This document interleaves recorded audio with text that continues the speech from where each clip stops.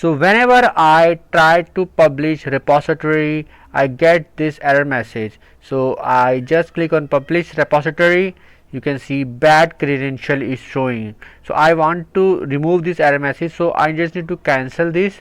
Then after that, at top you need to click on file, you need to click on options, and you need to click on accounts, and then you need to click on sign out, and you need to again click on sign in here and continue with browser. You need to enter your username, password, or you can enter your email ID and password and click on sign in.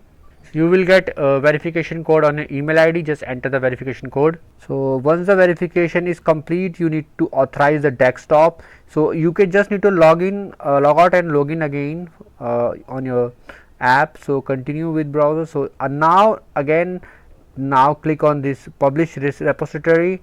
Let's see whether I get this error or not. Now click on again publish repository. So now you can see I am not getting this error, and it is publishing. So you just need to wait.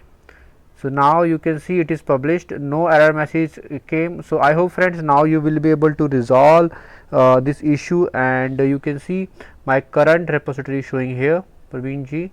So it is now live on GitHub. So I hope friends, now you will be able to do it.